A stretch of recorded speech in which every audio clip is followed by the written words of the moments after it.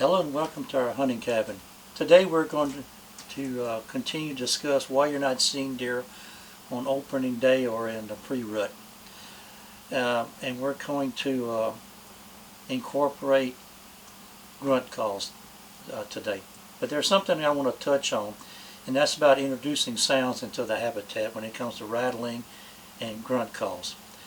Let's say January the 1st your season ended, November the 1st it opens. During that 10-month period, the bucks aren't in rut, the does aren't in heat, everything's nice and quiet. Then you come into the pre-rut, and the hunter gets up in there and he starts with his antlers and his grunt calls. What's going to happen is you're going to scare all those deer out of that area. The 2- and 3-year-old bucks, they're not going to try to challenge a full-grown buck when they hear that kind of rattling, loud rattling. The 4- and 5-year-old, 6-year-old bucks, they hear that, they're going to leave. You got to remember, their testosterone levels aren't up completely yet. The does, they're not. Maybe 20% of them are. These bucks, they're not here looking to have a fight. There's nothing to fight over. These the 2- and 3-year-olds and the 5-, 6-year-olds, they're just sparring amongst each other over territory. Basically saying, this is my area, you need to go find another area. So keep that in mind. The antlers are pretty intrusive. They're intimidating. So when you use antlers, you got to be very, very careful. The grunt tubes, which we're going to talk about here in a minute, they're a whole lot better unless you just get too aggressive with them. You can use those in the pre-rut, rut, and post-rut.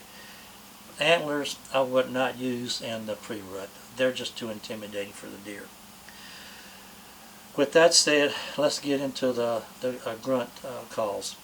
There's a lot of manufacturers, and they make all kind of calls. They've got calls for growls, roars, snorts, social, tending, clicking, doe estrus, fawn, beeps. I mean, they cover all of it, and they're really good calls and everything. But I want you to think about something before you go out and buy all of them and spend a lot of money and try to learn how to use each one of them.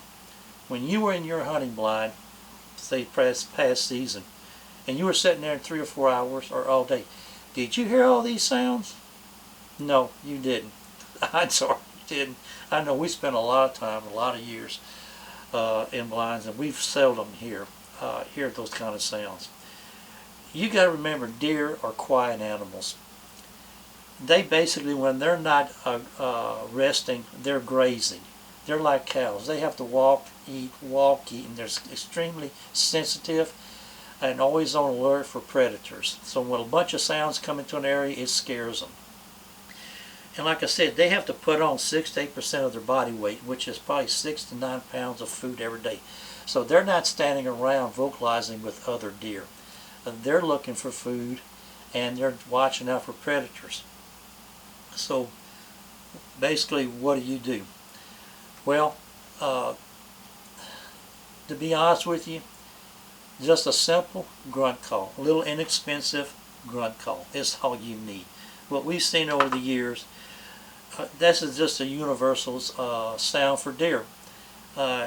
You'll get the same response basically if you did a call with a ground or a roar or a tending or a clicking, whatever. Bucks will respond to a basic grunt, okay? And you don't have to be perfect when you make these grunts, okay? Every deer has its own personality. Some are deeper, some are a little more high-pitched. It just depends on the deer. So basically, what do? All right. Get you a simple, inexpensive grunt. And what you do is, say you get up on opening day. What I recommend, don't take your antlers, just take your grunt. Once you get there, legal time comes, wait about 20 minutes. And if you don't see anything, just do just a soft grunt. And wait. Soft grunt, because you may have some deer coming up and you're not aware of, and you don't want to spook them. Wait about 20 minutes. Do 2, 3 seconds apart.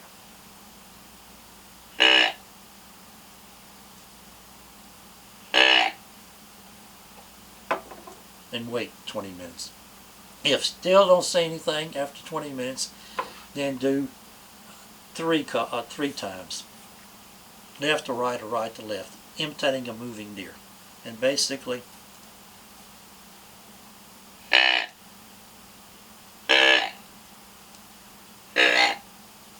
that's it. Now if you see a deer coming, stop and watch and see what they're going to do. Now if that deer, he just keeps hanging around in a certain area and won't come towards you, watch, because if it turns its back of its head to you, now I've said in the other videos, deer have 180. When they're seeing forward, they're seeing the sides. They have a dead area about 60 degrees back of their head. They don't see. If they're back of their head, you can rattle or do a grunt, or if they're behind a tree. Now if that doesn't work, then there's one other call that you can do, and that's called if they're leaving and they don't want to come back and they're just ignoring you. It's kind of called the challenge wheeze, okay? And you don't have to go by a call. All you need is one little basic call. And that challenge you can do with your mouth, and it's real simple, and it doesn't have to be perfect, okay? Like I said, all deer make a different, it's a variation of it. And basically it's just like sneezing. All you have to do is go, achoo, okay? And then go, 3 times. That's it. That's a challenge. Now, again, deer have personalities. If it's an aggressive buck, he hears that, he's going to turn around, here he comes. A passive one may hear it, he doesn't want to fight, he's just looking for does, he's going to go on, and that's just part of hunting. Now, if you want to incorporate rattling, okay, you can do that, but you really need to space it out. In other words, start off with your grunt, wait 20 minutes, do a rattle for 2 or 3 minutes, depending on the previous show, you know, rough or light. Wait 20 minutes, do your grunt call twice, wait 20 minutes, do a rattle for 2 or 3 minutes, wait a minute, and then do a rattle again. Wait 20 minutes, do a grunt, wait the grunt 3 times, wait 20 minutes, and then do your rattle 3 times, 3 sets. About 2 or 3 minutes, wait a minute or 2 or 3 minutes, do it again, and then wait a couple of minutes, then do it again. And then wait about 45 minutes. And if nothing happens after that, then the other option is going to be on the next show, and that's about buckrut. And we've had success with buckrut, but there's a lot to it. It's just not throwing it out there. It's how you handle it, when to use it, and how to use it. And that'll be on the next show. I hope this has helped you, and I really appreciate y'all watching, and I hope y'all have a great day. Thank you.